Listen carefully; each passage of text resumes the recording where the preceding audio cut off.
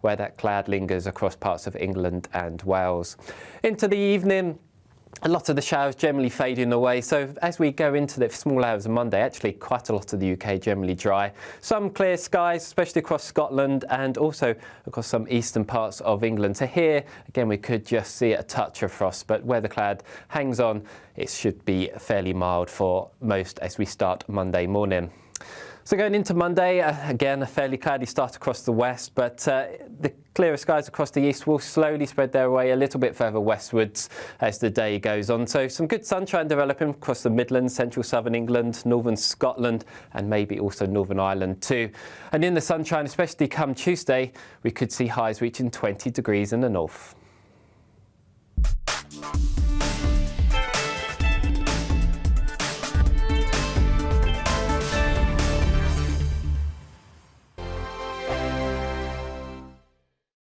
It's all about family, being in people's living rooms, all the interaction and getting to know who our viewers and listeners are. When I was young, my dad used to say, "Nana, stop arguing." I wanted an outlet that would enable me to give my opinion. People are going through a really hard time right now, and I know that you don't feel like you're being listened to by the establishment. I came to GB News because it's the People's Channel, and I want the audience to have their say on the events of the day. We're dynamic. We do something different. Democracy shows that the wisdom of the nation is in its people. I get to travel to find out what the story is from a personal perspective. The British people aren't fools. We know when we're not being told the full story. We've got to work out how Britain moves forward from this. It's the best country in the world. The establishment had their chance. Now we're here to represent your views. Britain's watching. Britain's watching. Britain's watching. We're proud to be GB News. The People's Channel. Britain's news channel. Hello, I'm Michelle Dewberry, and you can join me every weekday 6 till 7 on Jubes and Kerr. You're an inspiration to us all. Clip that bit off. Well, you are. That's my ringtone. My political ambitions those days are gone, I can tell you. She's only teasing. Go on. He's probably going to want to lay down now. I'll give him 2 minutes to have one. Let's respectfully disagree. That's what we like Absolutely. on Jubes and Kerr. Come and join us. GB News, the People's Channel. Michelle Dewberry, weekday evenings at 6 o'clock. Start the day with GB News. We catch up on all the big stories you didn't hear the night before. And take a look at what the world's talking about this morning. That's right, Monday to Thursdays from 6 o'clock. It's Breakfast with Eamon and Isabel. Straight after breakfast, join us, Bev Turner and Andrew Pearce. We're going to take you through till noon. We'll be tackling the big topics of the day, including the things that the other channels just won't talk about. If it's happening here. Wake up to mornings on GB News, the People's Channel. Britain's news channel. I'm Simon Evans. Join me on GB News for Headliners at 11 p.m. What's the scoop? I'll be joined by 2 of the country's top comedians. That's right. As we take a look at tomorrow's newspapers tonight. We're going to get into trouble. If it's a big story, we'll be covering it. Spill some tea on him. There we go. But we'll also have some fun. I wouldn't stick up a bank. My father didn't love me. So anyway, Headliners every night from 11 on GB News, the People's Channel, Britain's news channel. We've got a brand new lineup every Saturday night on GB News. From 6 p.m, I'll give you my unique take on the world today. Then at 7, it's me, Calvin Robinson, with my Common Sense Crusade. New to GB News is the Saturday 5. 5 times the opinion. Join us every Saturday from 8 p.m. as we debate the week's stories. With us 4, plus a special guest. And at 9, of course, it's Mark Dolan Tonight. Brand new Saturday nights on GB News, Britain's news channel.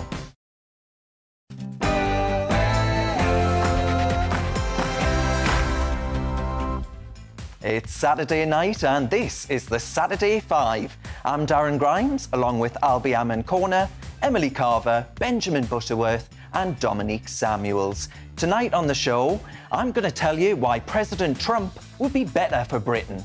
I'm going to tell you why it's racist to have gollywog dolls in a pub. I think NHS pay rises must come with the promise of reform. Why gyrating Sam Smith is a role model. And how the BBC has failed us yet again. It's 8 p.m. and this is the Saturday 5.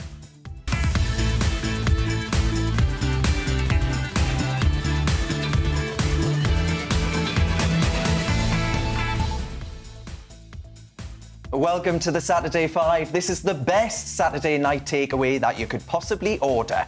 Everybody get up, because 5 are here. And we are going to keep on moving all the way through until 9 o'clock. Every week you can join myself, Emily, Albie and Benjamin as we debate all the big issues. And our special guest this week is the brilliant political commentator, Dominique Samuels. Now, each of us will get just 60 seconds to outline our argument, and then the fun starts as we all pile in. Of course, we want to know your views as well. Get involved. Email us at gbviews@gbnews.uk. We will share the best ones later in the show. But before it all kicks off, here is your Saturday night news with Tatiana Sanchez.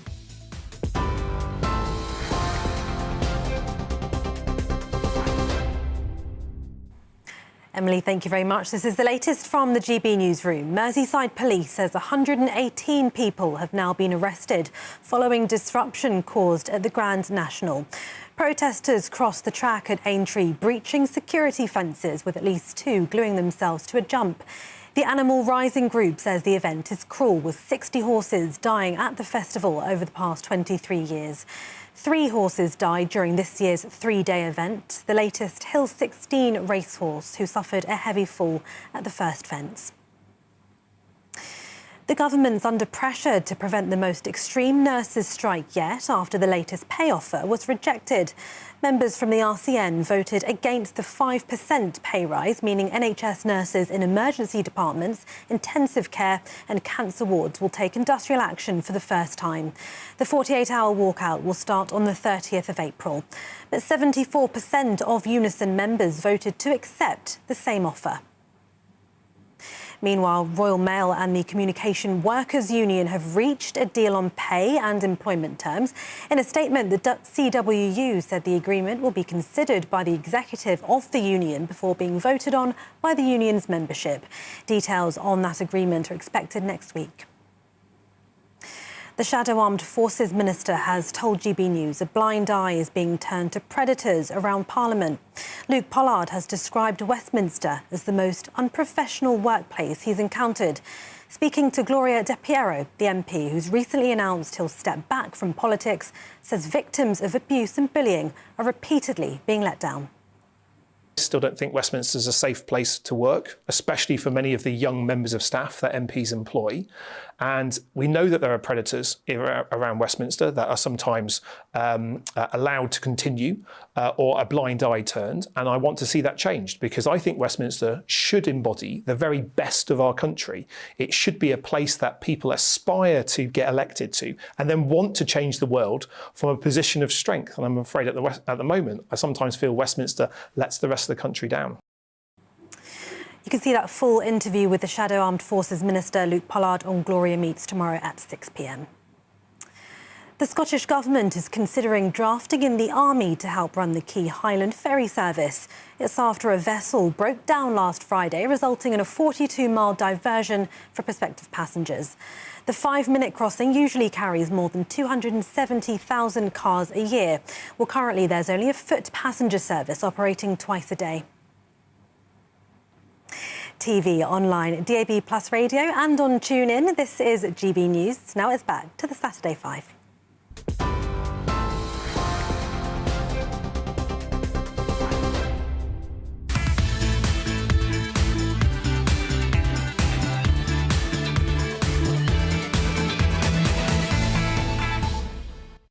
Yes, it is Saturday night. You're with the Saturday 5. I'm Emily Carver. I can promise that you are in for a very lively hour. We will debate some of the biggest talking points of the week. No point messing around. So let's get stuck into our first discussion. Now then, Darren is going to tell us why Donald Trump regaining the presidency would be good for Britain. Let's start the clock.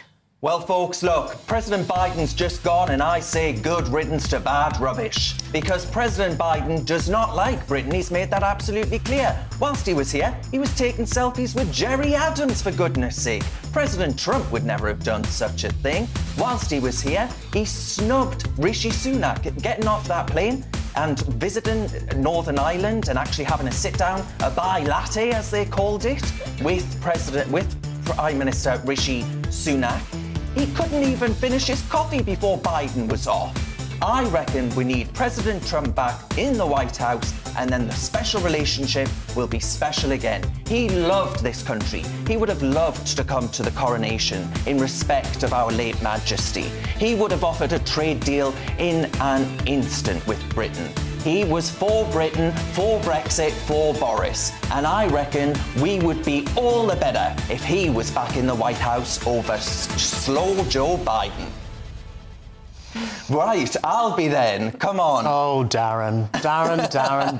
Do you not remember what it was like when we had Donald Trump as the president of the United States and the Prime Minister of this country, Boris Johnson or Theresa May? Those weren't comfortable relationships with those prime ministers. And I think the idea that Anglo-American relations are going to improve if Donald Trump is elected as the president in 2024 is for the birds. So you reckon President Biden would be better for the bilateral relationship? I think almost any president would be better than Donald Trump. I don't even want to see Donald Trump to win the Republican nomination.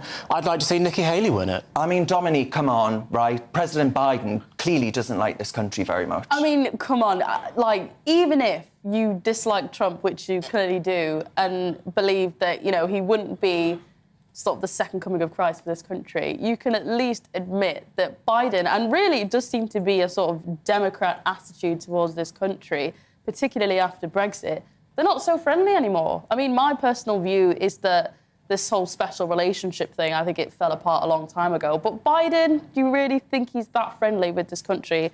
The comments that he's made about Brexit, the comments that he's made about the English in his own autobiography, you know, the list goes on. I mean, Benjamin, did it bother you at all seeing him posing, smiling like a Cheshire cat with Jerry Adams? I mean, I think his downfalls recently have been sort of Jerry Adams and geriatrics, frankly. You know, that's, you know, those are things that don't go in his favour.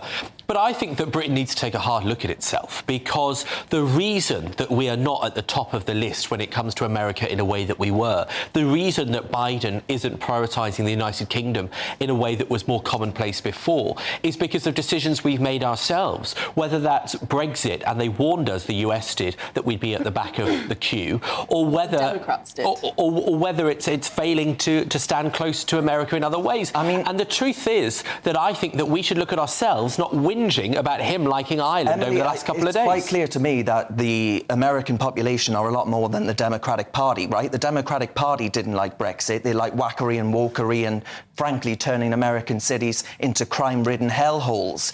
Yes, I think a lot of people, well, we've seen how people have been moving, young aspirational people have been moving from Democrat states to Republican states because they want lower taxes, they want less burden when it comes to regulation. But we've also seen young women move from red states to blue states because they want to have access to abortion. That is true, but if we talk about the economy, and that is one of the major reasons why people move around the US, that's one of the major reasons why people move around the world. But I do think it's quite extraordinary that President Biden is even considering running again for the as a presidential candidate. It is really quite extraordinary, just in terms of the way he is able to communicate, or not able to communicate, and get across his message to the country. It really is quite extraordinary that he would consider it. But I think what should rule him out is the absolute disastrous withdrawal from Afghanistan. That should rule him out as being president, in my view.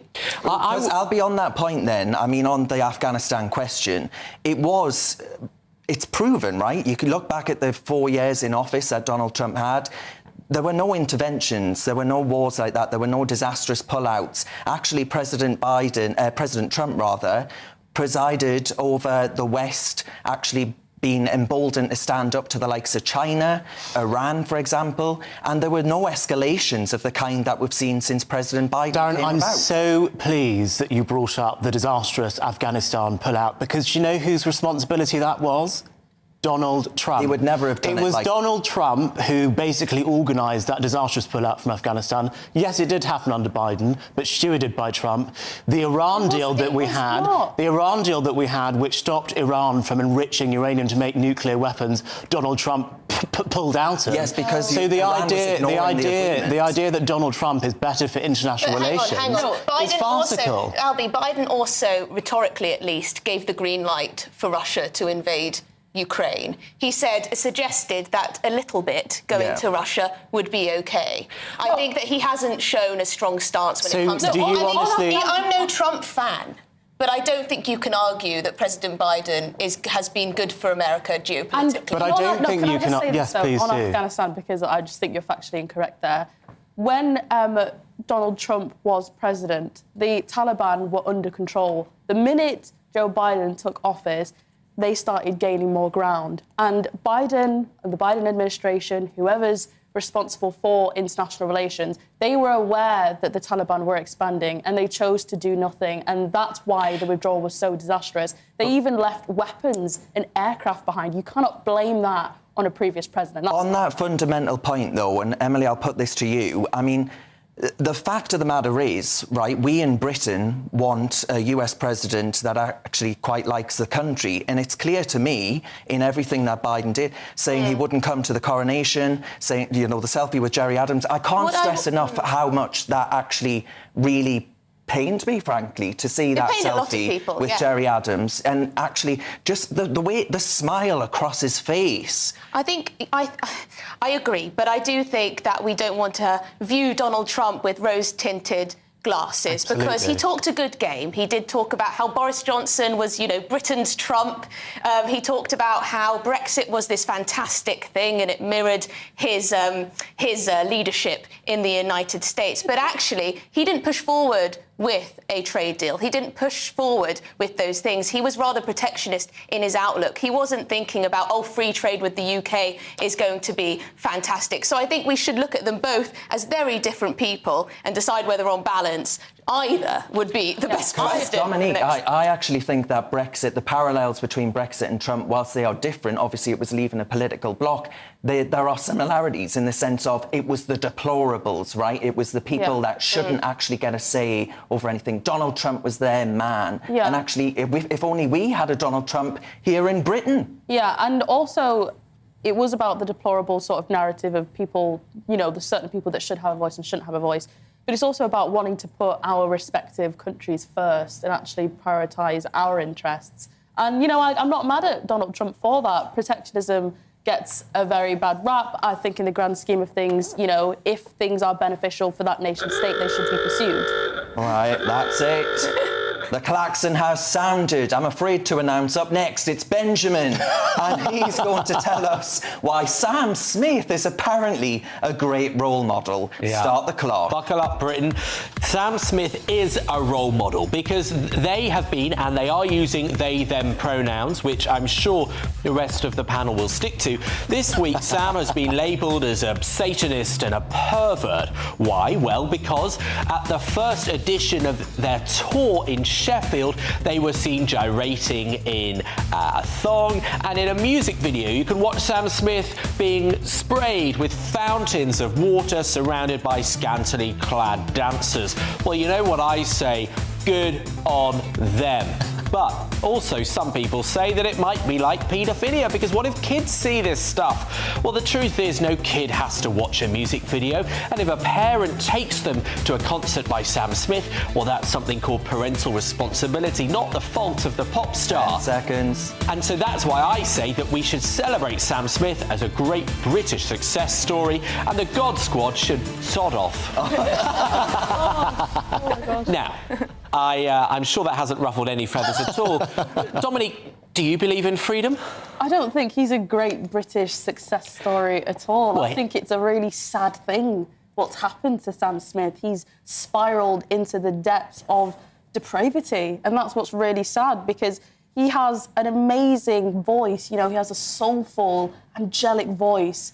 And instead of using that beautiful voice to uplift people and make them feel good, he's using it to promote his own interests by just being gross and disgusting. I mean, I'm sorry, but first of all, Sam Smith has 6 Grammys, an Oscar, a Golden Globe. He's talented. One of the most successful British artists that we have ever produced. And the idea that you claim to care about freedom but then sit there and try and dictate what clothing, what shape of cloth someone can wear, or what other people in this country can celebrate as art. That isn't freedom, that's tyranny, Dominique. You are waxing lyrical here. You sound very moralistic and quite frankly deluded, in my opinion. I'm not saying that Sam Smith should be arrested for being gross. I'm saying that Sam Smith is being gross and should be mindful about his behaviour. Yes, it's a parent's responsibility whether or not they take a child to a Sam Smith concert, but why does Sam Smith feel the need to expose himself in such a gross way? And I think it denigrates his actual talent. As far as I'm concerned, it's not about need, it's about the fact that people can do what they want in a free country. But look, you know, Darren, what do you make of this? Well, look, I saw a video of and I think it was outside one of his concerts. There was a little 5-year-old girl and her mother was saying, oh, she loves you, she dances, she does all of your dance moves. And I thought, for the love of God, she does the dance moves because he's wearing next to nothing. He's gyrating and rubbing himself and all the rest of it. What happened to this beautiful, angelic British voice? This lovely, lovely looking bloke who, you know, back then, I think a fair few of us on this panel would probably have said was good looking, right? Well, may I just explain to viewers at home what exactly he was looking like, if you haven't seen it? He's basically a slightly overweight man who is a very popular singer. He was, well, parading his body on stage in a sparkly thong, I think. Fishnets, perhaps? Fishnets. Thigh-high boots or ankle-high boots or whatever, looking very provocative, doing very weird dance moves. Yes, you could argue it's kind of similar to Miley Cyrus or Madonna or Beyonce at some points in her life. But I think the thing that annoys people is Sam Smith has told people that they must call him they, them. He says that he is non-binary. And as part of this whole, I guess, exploration of his new identity, it does seem rather over-the-top, attention-seeking and perhaps a little gross.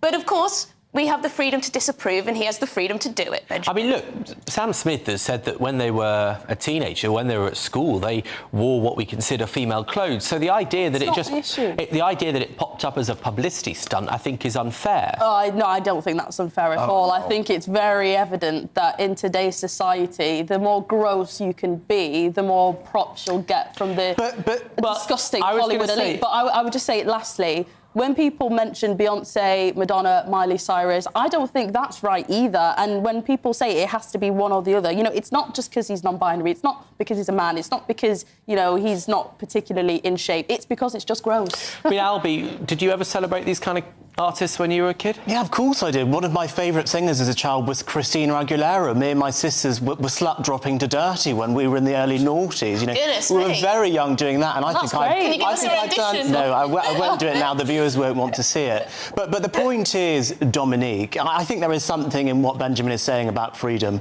Freedom is about fighting for people to do things that you vehemently disagree with, as much as it is to do with people that you really agree with.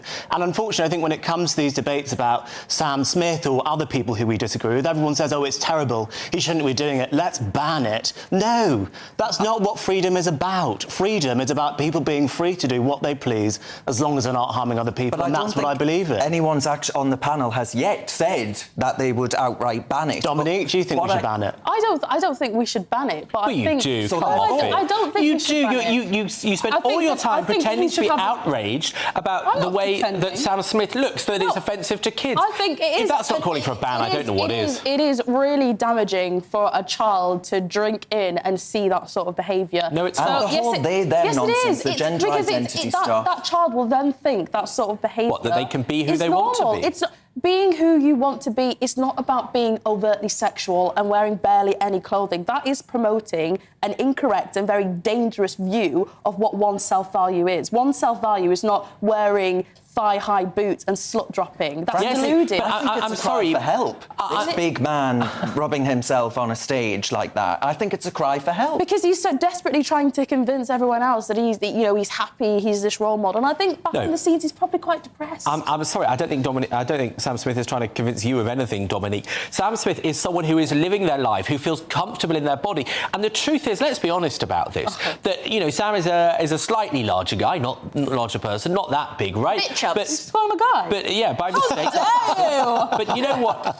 If this was someone with a man with a six-pack, if this was, you know, Beyonce, right? I don't think you'd see any of the level of outrage. And I also don't think you'd see it if it was a straight person. It's fat phobia and homophobia. Well, they're not trying to ram gender identity down the throats of the nation's young people. How is Sam Smith doing that? He's responsible for one of the awards ceremonies removing gendered awards. Categories, yeah. It was for him that they stopped doing female and male category. He said, what happened? All the men won the spots. But that was a stupid decision, in my opinion, on behalf of the organisers of the Brit Awards and the Grammys, not on Sam Smith. That should have been a request that they denied. It's the responsibility of the organisers, not Sam Smith, for asking. And when you go and buy a song, you don't get a man's chart and a woman's chart each week. You know, the kind of awards that we're eligible for, like Best Presenter at the National Television Awards, they don't have a male and female Best Presenter. They just have Best Presenter. That profess to be, I care about everyone, I'm left-wing, I'm woke, like, you don't understand the historical significance of having gendered categories. There were times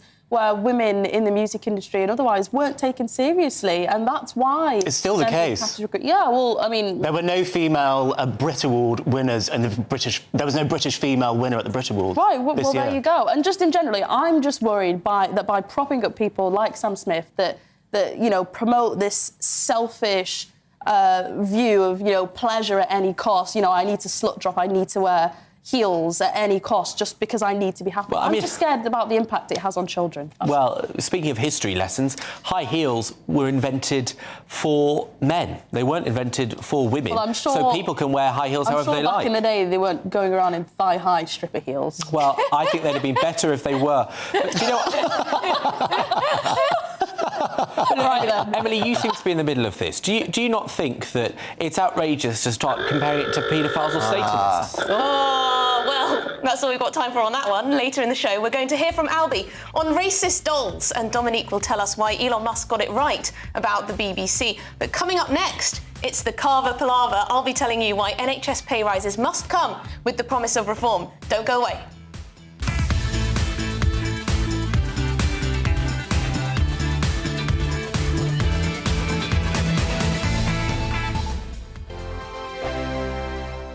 It's all about family, being in people's living rooms, all the interaction and getting to know who our viewers and listeners are. When I was young, my dad used to say, Nana, stop arguing. I wanted an outlet that would enable me to give my opinion. People are going through a really hard time right now, and I know that you don't feel like you're being listened to by the establishment. I came to GB News because it's the People's Channel, and I want the audience to have their say on the events of the day. We're dynamic. We do something different. Democracy shows that the wisdom of the nation is in its people. I get to travel to find out what the story is from a personal perspective. The British people aren't fools. We know when we're not being told the full story. We've got to work out how Britain moves forward from this. It's the best country in the world. The establishment had their chance. Now we're here to represent your views. Britain's watching. Britain's watching. Britain's watching. We're proud to be GB News. The People's Channel. Britain's news channel. Hello, I'm Michelle Dewberry, and you can join me every weekday 6 till 7 on Jubes and Kerr. You're an inspiration to us all. Clip that bit off. Well, you are. That's my ringtone. My political ambitions those days are gone, I can tell you. She's only teasing. Go on. He's probably going to want to lay down now. I'll give him 2 minutes to have one. Let's respectfully disagree. That's what we like on Jubes and Kerr. Come and join us. GB News, the People's Channel. Michelle Dewberry, weekday evenings at 6 o'clock. Start the day with GB News. We catch up on all the big stories you didn't hear the night before. And take a look at what the world's talking about this morning. That's right, Monday to Thursdays from 6 o'clock. It's Breakfast with Eamon and Isabel. Straight after breakfast, join us, Bev Turner and Andrew Pearce. We're going to take you through till noon. We'll be tackling the big topics of the day, including the things that the other channels just won't talk about. If it's happening here. Wake up to mornings on GB News, the People's Channel. Britain's news channel. I'm Simon Evans. Join me on GB News for Headliners at 11 p.m. What's the scoop? I'll be joined by two of the country's top comedians. That's right. As we take a look at tomorrow's newspapers tonight. We're going to get into trouble. If it's a big story, we'll be covering it. Spill some tea on him. There we go. But we'll also have some fun. I wouldn't stick up a bank. My father didn't love me. So anyway. Headliners every night from 11 on GB News, the People's Channel, Britain's news channel. We've got a brand new lineup every Saturday night on GB News. From 6 p.m, I'll give you my unique take on the world today. Then at 7, it's me, Calvin Robinson, with my Common Sense Crusade. New to GB News is the Saturday 5. 5 times the opinion. Join us every Saturday from 8 p.m. as we debate the week's stories. With us 4, plus a special guest. And at 9, of course, it's Mark Dolan Tonight. Brand new Saturday nights on GB News, Britain's news channel. On Mark Dolan Tonight, in my big opinion, I'll be dealing with Meghan Markle, Prince Harry and the world's most famous plastic paddy, pretend Irishman Joe Biden. My 3 top pundits tonight, radio and TV legend David Hamilton, fearless and feisty Angie Best, who normally gets us in trouble, and that rare thing, a young person with conservative views, political commentator Alice Grant. My Mark Meets guest is legendary gardener and grower of big vegetables Gerald Stratford. You should see his marrows. Plus Sunday's papers hot off the press. We're live from 9.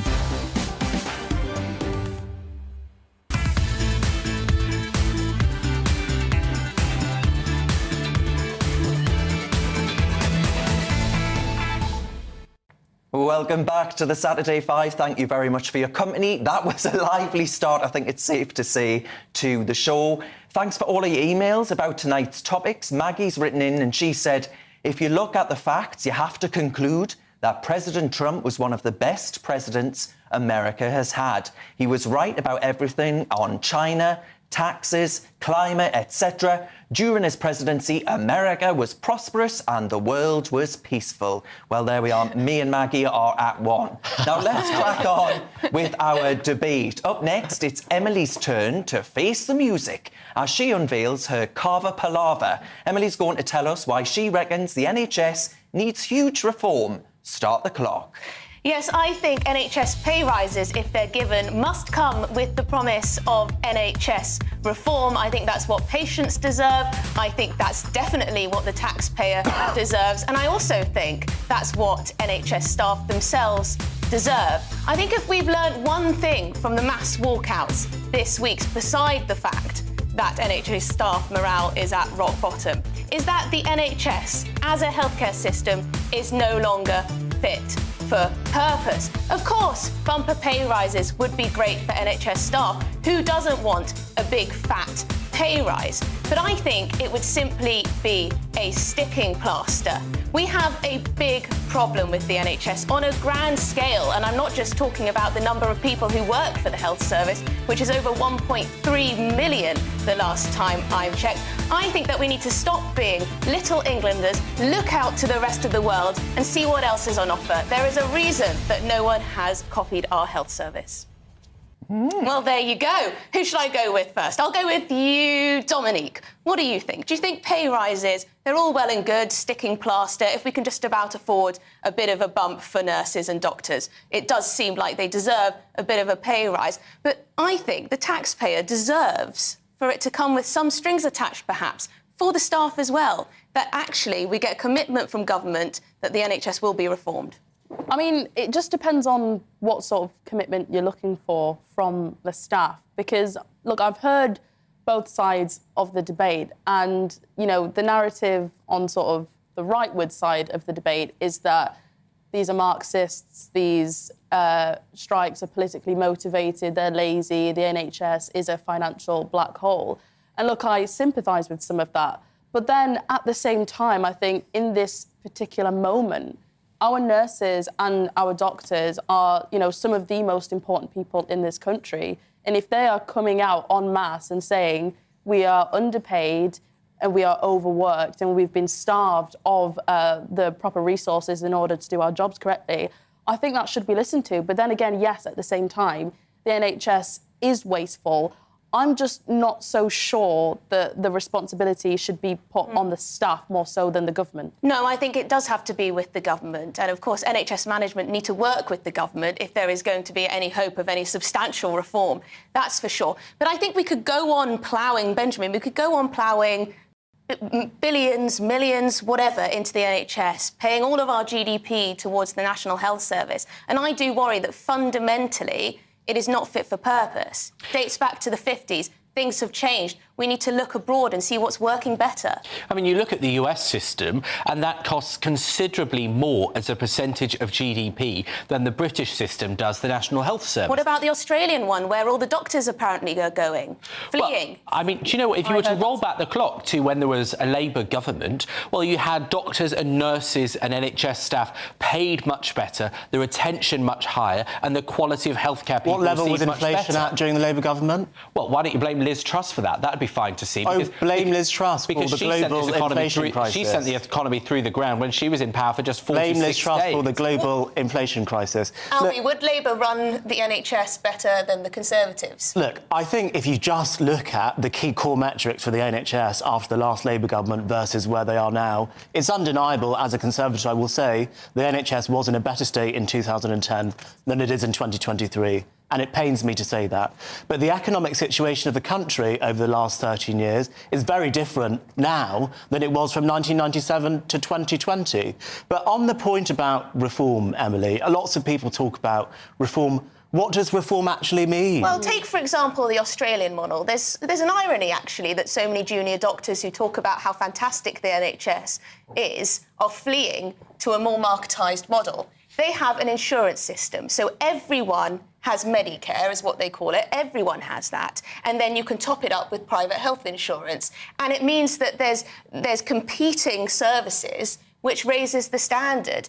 For many people in this country now, they cannot get a GP appointment. And it's so difficult. They're waiting months, even years, for basic procedures. It really is... It's outrageous, actually, how badly the NHS is letting us down. And that's not to say junior doctors and nurses are not doing their hard work. Seemingly, the conditions are appalling at the moment for them. But don't you think, Darren, it is time to step back? It's time for Rishi Sunak to pull his socks up, actually, and say, you know what, radical reform. Well, I tell you what, Emily, it's not often that I point to the European Union and say there are some models there that we should copy, but there are. Systems around Europe have much better healthcare outcomes than we do here in Britain. And actually, they're often spending less than we are here in Britain. And you've got to ask yourself, fundamentally, why do you have a healthcare service? To me, you have a healthcare service to keep people alive, something as fundamental as that. We're not very good at that in the NHS, and that isn't to criticise the hard-working staff who I don't doubt work damn hard, frankly. But when other countries, comparable countries, as I say, spending less per head, are getting better healthcare outcomes, and to stress that point, that means keeping people alive. Say, there's a massive elephant in this room, and that's the demographics of this country, right? We have a rapidly increasing proportion of the population who are elderly. People live longer than before, and that is causing us to have... roll back the clock a few decades, and people would have far fewer ailments because they would die at maybe 70 years old. But now you have all these people, millions of people, who will get a number of moderately serious conditions because they will keep living until maybe they're 85, 90, 95 years old. And that is putting a strain on the NHS. So what should we do about that? We should have more immigrants. That was what you should have. That's why we need not only to train more people of our own they need to be use doctors the and NHS nurses, but we also need to bring more people in because our workforce age is too small and we have so many pensioners. Why is the solution with you people always to artificially increase the size of the population with more immigrants? No, but we need to sustain them. Can I just say, Dominique, that is an unsustainable way to run a country, and it's something that would rely on cohesion. I said we need to sustain the level of the population, and the problem is that without immigration, because Brits aren't having enough children, children, the population would be declining, Well, hang which on, would Albie. compound... The population's grown by 10 million in the Yes, last because 20 of immigration. years. If I can just finish my point. If the population was shrinking, it would compound all of the economic problems that we're seeing with the NHS at the moment. One of the fundamental problems with this country is that there aren't enough people to work in the health service, to pay enough taxes, to pay for this inflated bill that the NHS is Well, bringing I'm in. confused, actually, because the NHS employs, according to the ONS, 1.3 million people. I think there needs to be some rearranging, at the very least, of where those people are deployed. Yeah, because I tell you what, our viewers at home, they can get hold of a diversity and inclusion manager in the NHS, but not a doctor, and that's a problem, isn't it, right? People and viewers are screaming at Do you the know the telly. number for a diversity and inclusion officer? How It's not 999, is it? You could go to a hospital and So there'll be one how there. would you get in touch with an NHS You diversity walk into your and inclusion local officer? hospital, you'll hear one, get one there. Come on, Darren. Right. Let us know what... Please do let us know what... Oh, done. Still ahead, Dominique is going to give us her take on Elon Musk's row with the BBC. But coming up, it's Albie. He's going to tell us why he thinks showing racist dolls in pubs is unacceptable. Don't go anywhere.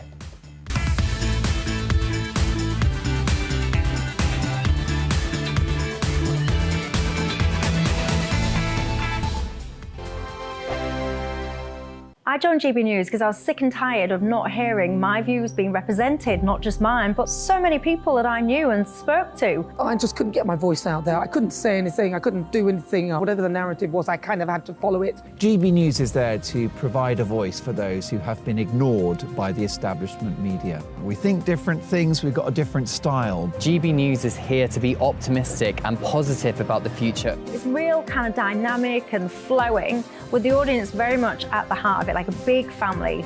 Here at GB News, we talk about the things that matter to you. Hearing the voices from right across our towns and cities, especially our towns. All sides of the argument represented with a heavy dose of opinion.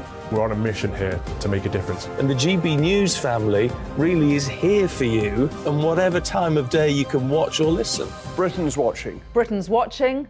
We're proud to be GB News, The People's Channel. Britain's news channel. Westminster is going around in ever-decreasing circles, followed by the media. Britain is broken. How on earth did we get into this mess? But more importantly, how do we get out of it? Join me at 7 p.m, Mondays to Thursdays on Farage, here on GB News. We will have open, rational debate. We've got to work out how Britain moves forward from this. Join us here on GB News, the People's Channel. Britain is watching. You've probably seen politicians interviewed 1,000 times, but we do it differently. We find out who they really are, we don't shout, we chat, and hopefully we bring a bit of light, not just heat. Did you know Kate Moss? Apparently. Do you have a pair of jeans or a pair of jeans? No, of course I don't. What would I do with them? My friends are like, oh my God, what's she doing now? Join me every Sunday at 6 for Gloria Meets, only on GB News, the People's Channel, Britain's news channel.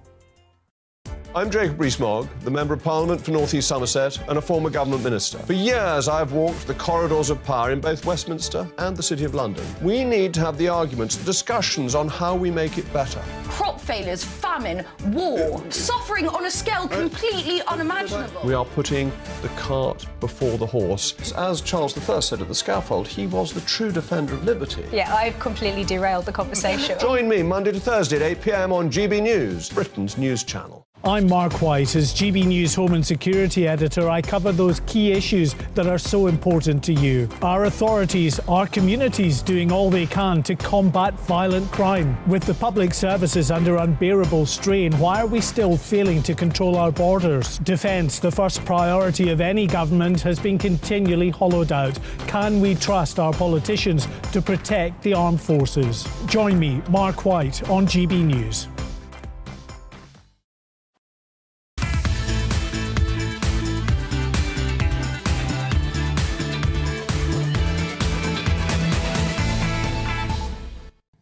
Welcome back to the Saturday 5. Some lively debate so far, I'm sure you'll agree. Please do keep your views coming in, gbviews@gbnews.uk, and we'll get to them soon. Helen's written in and she says, sorry, Benjamin, I don't agree. Sam Smith can be a they, them and identify as whoever he, they, them wants. But he's not a role model at all. And I would not want my children to see him dressed in the disgusting way he dresses on stage. It's just grotesque. And he looks frightful, quite frankly. Well, there we are. She didn't hold back. Is that about my outfit or Sam Smith? Anyway, let's move on to our next topic. Up next, it's Albie's argument. And Albie is going to make his case for why it's unacceptable to display racist dolls in pubs. Start the clock. It's 2023 and I'm about to tell you why it's unacceptable to display gollywogs in pubs. A gollywog is a racist caricature of a black person. If we can get an image of a gollywog for our wonderful viewers, that will really help. So if you display one of these dolls in your home, in your pub, in your place of work, essentially what you're saying is, black people, you're not welcome. It comes from a mentality that thinks that black people's skin, lips, hair is so strange that it warrants taking the mick out of. Now, I was disappointed with the Home Secretary's intervention earlier on this week. Whilst I agree, it does seem like a strange use of police resources to send 5 officers to a pub to go and remove some gollywogs. What she didn't say was that it's completely unacceptable in Britain, the world's leading multiracial democracy, to display gollywog dolls. And besides, shouldn't the Home Secretary have better things to do? Stopping the boats, perhaps? Well. So, Darren, I'm interested in your opinion here because 48% of the public actually disagree with me. They think it's completely fine for gollywog dolls to be displayed. Am I just being a snowflake? We've just got a picture on the screen there for our radio listeners of one of the dolls themselves. Look, Albie, I don't think you're a snowflake. I think you're perfectly entitled to your own view on that, and to say that you wouldn't use a pub that or any premises that displays these things in their establishment. I think that's a perfectly valid view. But what I would say is, I think 6 officers going into and you've said that you don't think it was proportionate. I couldn't agree more with that. 6 officers that maybe won't show up to a burglary, but will show up to take away some dolls that someone, apparently one complaint, I could be wrong, has said is offensive. So therefore they've pulled that out. So many viewers, Albie, are saying, it looks to me like the police care more about hurt feelings than they do about actually solving crime, and that instead of actually policing the things that matter to everybody, they're focusing on dolls. And I completely understand that point, Darren, but I suppose the converse argument would be, I think there was a concern that the 1988 Malicious Communications Act had been broken, and if a law has been broken, then it's the police's job to investigate that. But, Benjamin, I'm interested to know your opinion, because is there a free speech argument here? In a free society, should people be allowed to be racist? Well, free speech doesn't include being racist or homophobic, right? We accepted that boundary a long time ago. And what that means, and the reason that matters, is because it's the distinction between you being able to say what you like, but you being able to say something that diminishes someone else's existence and someone else's ability to lead their life freely. Now, as I understand it from news reports, this pub has tried to find a way around this question by putting a notice on the door saying about the display of these black-faced dolls and say if you're offended, then it's your choice not to come in. Well, as far as I'm concerned, the message that truly sends is if you're a black person, don't come in here. I completely agree with you. But Dominic, I'm interested to know, how would you feel if you went to a pub and you saw some gollywog dolls hanging from the ceiling? I would feel uncomfortable. I've come across gollywog dolls before and they've made me feel uncomfortable. I think as a black person, and not to sort of segregate on the basis of skin colour. I'm one of the people that speaks out against these sorts of things. But I think if you are a black person, you can see yourself in that doll and how it's intended to represent you. So, overly exaggerated, large pink lips, big white teeth, really black skin, an afro. These are some of the representations of black people that were used in things like minstrel shows. That is how black people were represented, and it was used to demean them. Now, some people do not attribute those negative characteristics because they may have had those dolls as a child and they didn't see anything negative about them. But I think it's naive to separate the negative and racist intention of them from the actual doll. Emily Carver, do you think that if the pub was displaying anti-Semitic imagery, that we'd even be having a debate about whether or not it was acceptable? I think it's very difficult because I'm obviously not black, so I don't know how I would feel going into a pub where there were these dolls if I were. I also accept that some people believe them to be something of nostalgia, something they used to play with, something that they never even gave a second thought to about being racist. But we are in 2023 and attitudes have changed and these things are well known to be racist and something that black people don't like. Which is fair enough. But I do think that this shouldn't be a criminal matter. I do not think it is a criminal matter. If it is, the law should not be reaching that far into people's private property because pubs are private property of those people who own them and run them. I would agree with that. But I do think it's, you know, there's been stories time and time again about gollywogs, you know, Tory councillors being sacked for posing with them. A councillor said they weren't racist because they've got smiley little faces, etc., etc. Anyway, it comes back and back time again. Anyway, still ahead tonight, it will be Dominique, and she'll be telling us why Elon Musk has exposed the failings of the BBC. Not sure Benjamin will agree with that one, but we will find out in just one moment.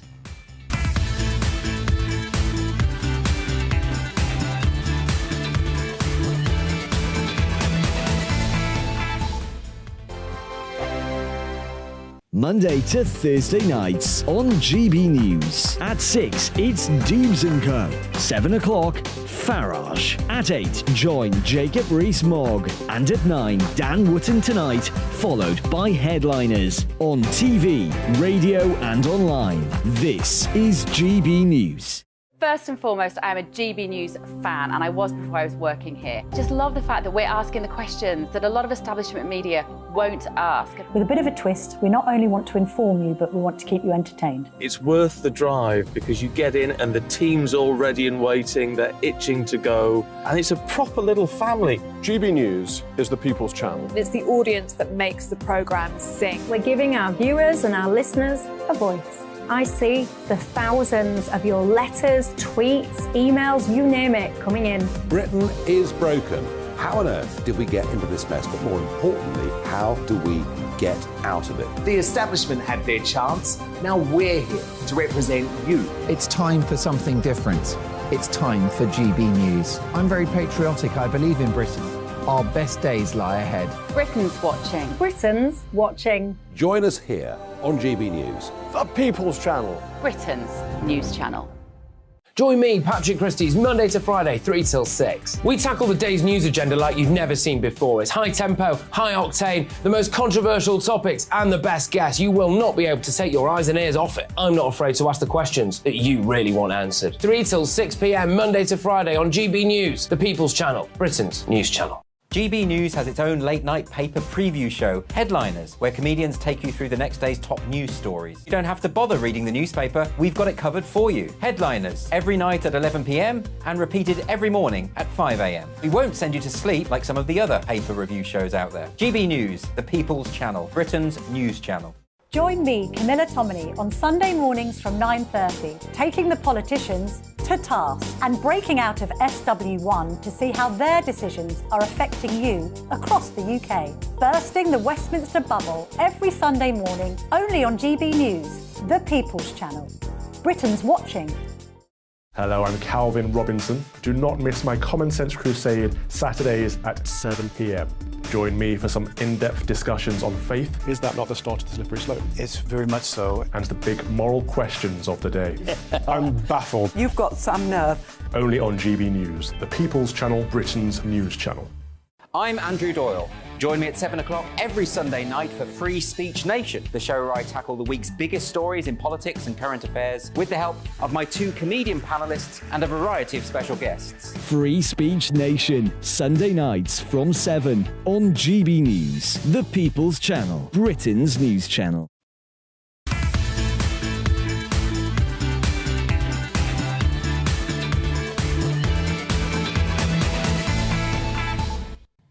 Welcome back to the Saturday 5. So let's hear what you wonderful viewers have been saying about tonight's topics. Derek says, have just returned from several weeks in Tenerife, nice, talking to the locals and Brits who have decided to relocate there. It's clear that the Tenerife equivalent to our NHS is on a par with our private healthcare providers. So there's clearly something wrong here in the UK. We are supposed to be the 5th or 6th richest country in the world. This is true. We do seem to be having a third world health service. Indeed. Now, for our final debate, it's none other than Dominique Samuels, and she's going to tell us why Elon Musk has exposed the failings of the BBC. Let's start the clock.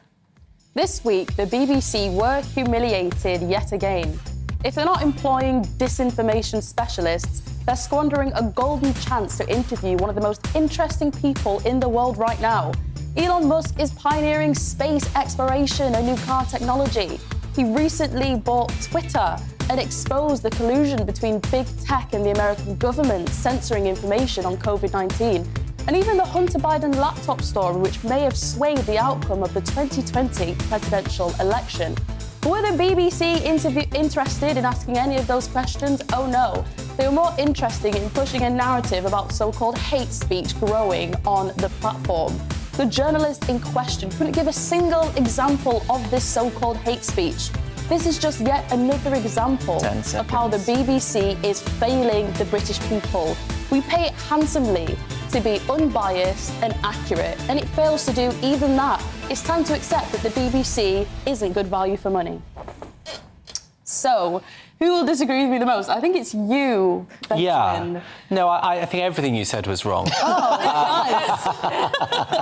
Look, you know, the truth is that the BBC has a far higher standard of accuracy and impartiality than Twitter does. And I think Elon Musk couldn't give a damn about free speech. All he wants is every last $1 billion he can get his hands on. And we know eat the rich. If we look, well, I don't know how nice Elon Musk would taste, because he's got some pretty sour opinions. But if you look at there was a study published in the New York Times after he bought Twitter, Elon Musk bought Twitter, that said that hate crimes, it was reported in there, it was from an impartial source, that hate crimes against black people on Twitter, hate tweets had gone up by twice. There'd been a third rise in homophobic tweets, okay? And then they put people like Andrew Tate back on the platform. All right, OK, let's just actually get into that, because the Washington Post is essentially a mouthpiece for the far left and the Democratic Party. It was the Washington Post that was spreading misinformation about the Hunter Biden laptop story being a conspiracy theory, one that Twitter, underneath the far left content moderators, were, you know, really, really happy to censor, which may have had an impact on the 2020 presidential election. I dispute those falsities.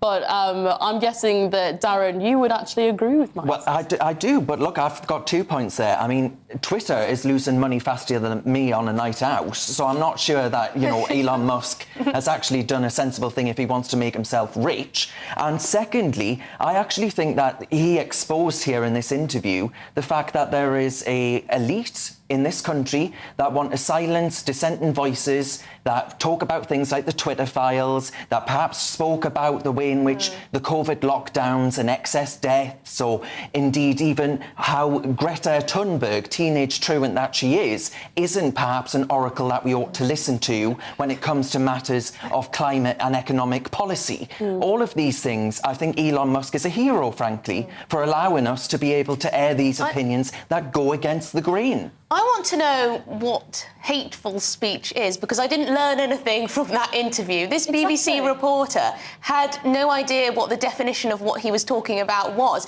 He couldn't say, as you said in your monologue there, he couldn't say what examples there were. He said, oh, my For You page, which is where, you know, different tweets collate for your viewing, are a bit nastier than normal. And that is the point. I'll come to you in a second. I will just say that is the point, Emily, is that they are so insulated by any other sort of opposing opinion. They just go around assuming that these things are true. But when their views, you know, it's give me an example of this hate speech you speak of. They can't give one. Look, I think more than one thing can be true. It can be true that this BBC interview was a disaster for the BBC. I think the journalist was reading something from their phone. Obviously, there weren't any examples of hateful speech.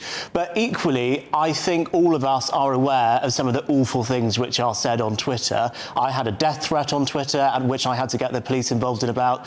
Benjamin was talking about just before we came in on air. Someone wished that this would be his... He said, when's your next birthday? Because I hope it's your laugh. No, but the point is... I think it's a bit silly to say, oh, they didn't have any examples of hateful speech on Twitter. We all know that it exists. It is get yourself off Twitter, because, I have been on Twitter before Elon Musk. I mean, we all have before he took over, and I've had my fair share of so it does exist, then? We agree that hateful speech on Twitter exists. But the point was...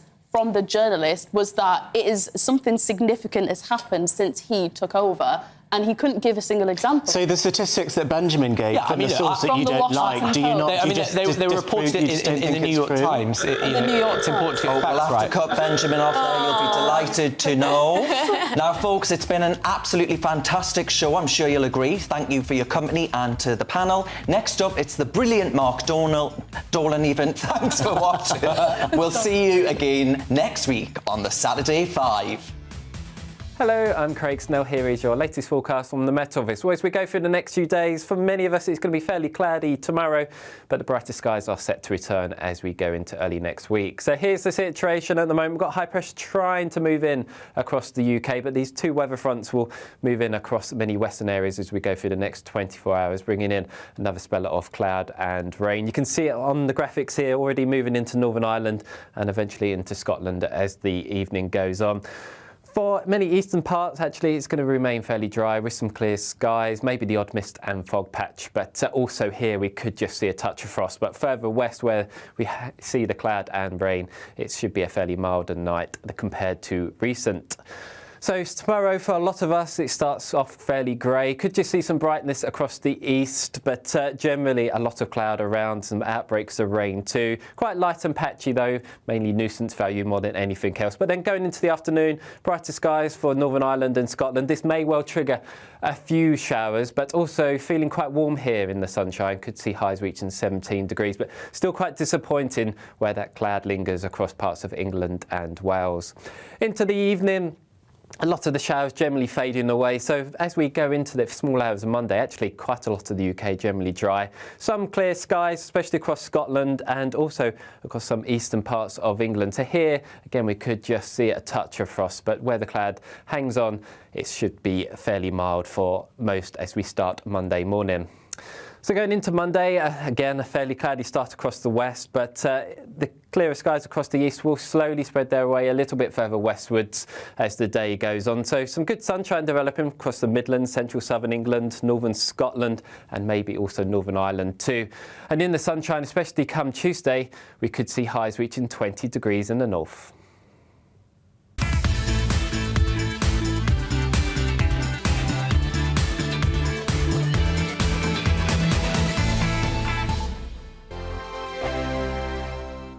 It's all about family, being in people's living rooms, all the interaction and getting to know who our viewers and listeners are. When I was young, my dad used to say, "Nana, stop arguing." I wanted an outlet that would enable me to give my opinion. People are going through a really hard time right now, and I know that you don't feel like you're being listened to by the establishment. I came to GB News because it's the People's Channel, and I want the audience to have their say on the events of the day. We're dynamic. We do something different. Democracy shows that the wisdom of the nation is in its people. I get to travel to find out what the story is from a personal perspective. The British people aren't fools. We know when we're not being told the full story. We've got to work out how Britain moves forward from this. It's the best country in the world. The establishment had their chance. Now we're here to represent your views. Britain's watching. Britain's watching. Britain's watching. We're proud to be GB News. The People's Channel. Britain's news channel.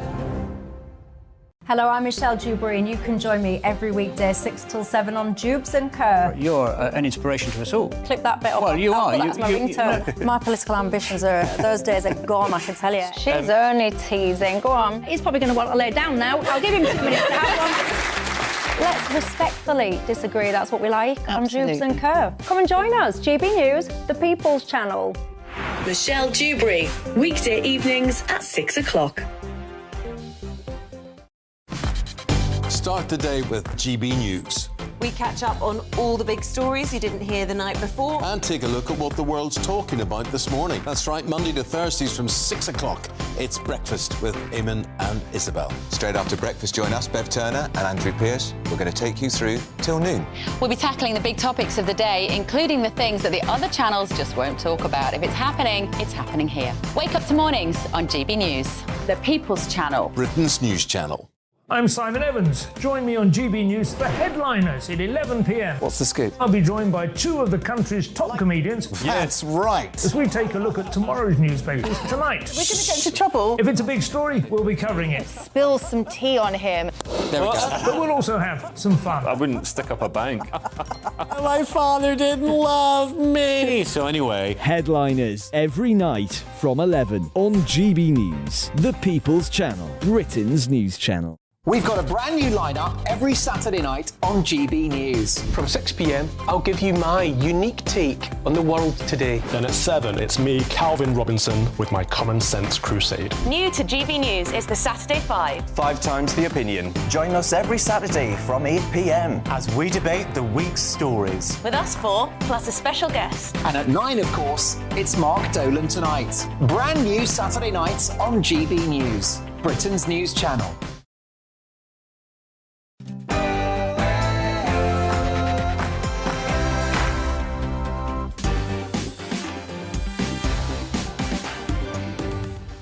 It's 9 o'clock and this is Mark Dolan Tonight. In my big opinion, my first on-air comments about Meghan Markle's absence from the coronation. What I've got to say may surprise you, trust me, you won't want to miss it. The big story following the disruption at this afternoon's Grand National, a representative from